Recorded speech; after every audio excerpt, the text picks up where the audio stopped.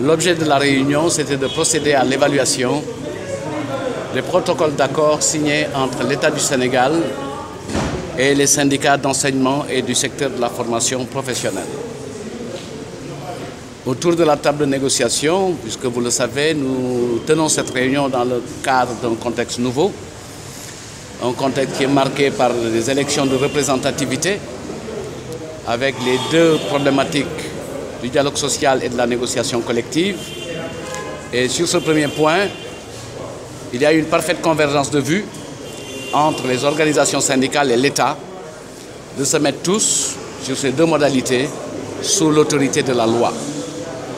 Les élections sont passées et il était indiqué qu'à l'issue de ces élections, la table des négociations allait être rationalisée autour des syndicats qui ont été désignés comme étant les plus représentatifs. Ce premier point a été acté de part et d'autre et les deux parties prenantes, l'État du Sénégal et les organisations syndicales, ont salué le dialogue et les procédures, notamment dans ce secteur où, vous le savez, tous les mois, il y a des réunions de concertation autour du ministre de l'Éducation nationale et ce processus itératif de concertation implique toujours l'État du Sénégal et le Conseil du haut dialogue social. Donc les deux parties se sont félicitées de ces espaces d'échange et de ces rencontres régulières et se sont félicitées de l'esprit d'inclusion sociale et de partage de l'information. Autrement dit, les deux parties ont salué l'ambiance dans laquelle cette rencontre a eu lieu, qui était une atmosphère de sérénité, de responsabilité, où de part et d'autre, on a pris bonne conscience de l'impératif qui était attaché à notre présence d'agir pour préserver ce climat de paix et de sérénité autour de l'école, notamment sur les 2 dernières années. Donc je le disais, l'objet c'était de procéder à l'évaluation des engagements et l'état de mise en œuvre des engagements. Parce que vous le savez, c'est autour d'une plateforme qui regroupait à peu près une trentaine de points, dont pratiquement 28 ont été exécutés. Il y en a 3 ou 4 qui étaient en suspens, autour desquels on a travaillé. Mais globalement, l'évaluation a porté sur l'état de mise en œuvre des prises en compte, notamment au niveau des professeurs contractuels et des maîtres contractuels. Un autre point qui a été un point de vigilance, c'est la mise en solde consécutive à cette prise en compte, le paiement des rappels concernant les avancements, les validations de l'intégration et primes ou autres indemnités. Les deux parties ont reconnu de part et d'autre les efforts qui ont été faits. D'abord du côté syndical, puisque des efforts ont été consentis pour arriver à cette atmosphère de sérénité et de paix autour de l'école. De la même manière, les forces syndicales ont salué également les efforts consentis par l'État du Sénégal sur la période. Et de part et d'autre, on a insisté sur un aspect fort de cette ambition du président de la République, le président Macky Sall, qui a décidé d'arriver au cours de cette année à un programme de 0 abri provisoire en injectant d'abord dans le budget la somme de pratiquement 100 milliards. Donc les attentes de la réunion étaient quelles étaient les mesures fortes qui pouvaient être prises pour renforcer le niveau d'exécution des engagements de l'État au regard de la place prioritaire que l'État du Sénégal et le président Macky Sall attachent au secteur de l'éducation et de l'enseignement. Faisant la synthèse des travaux, Monsieur le Premier ministre a retenu 6 points autour desquels des mesures et des décisions ont été prises. Le premier point a concerné la méthode de travail autour du dialogue, comme je l'ai dit, et de la négociation permanente et du partage de l'information, en insistant sur une autre date de rendez-vous qui est arrêtée au 19 avril, au cours de laquelle on fera le point sur les engagements qui ont été pris au cours de cette réunion du 19 janvier. Donc la date a été retenue. Prochaine rencontre, le 19 avril, autour de Monsieur le Premier ministre, pour faire l'évaluation des points qui ont été consignés. Deuxième mesure importante qui a été indiquée par le Premier ministre, c'est de faire le cap sur l'année 2018 sur la dématérialisation, avec l'objectif d'apurer pratiquement tout le stock sur l'année 2018 en délocalisant également les procédures.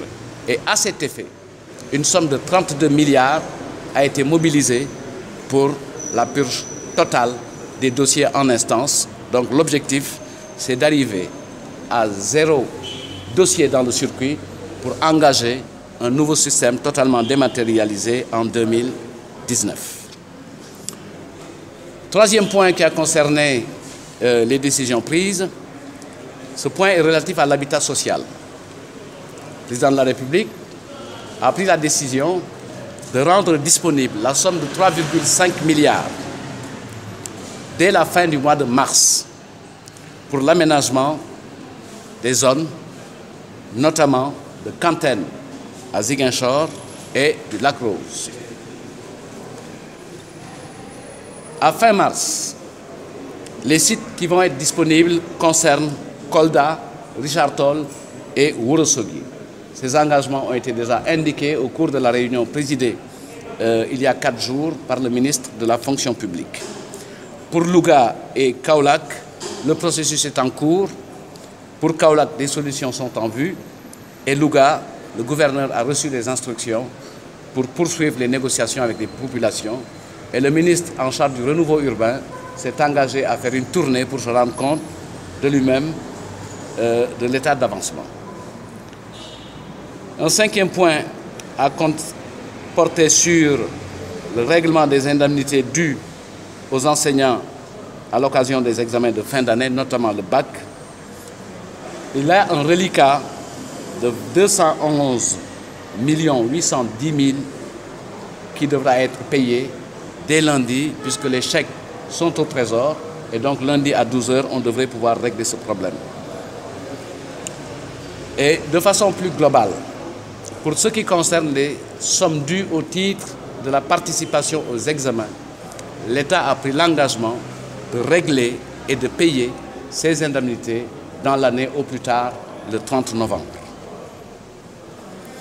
Concernant le point qui se rapporte à l'indemnité de logement, le président de la République a décidé de mettre 12 milliards à compter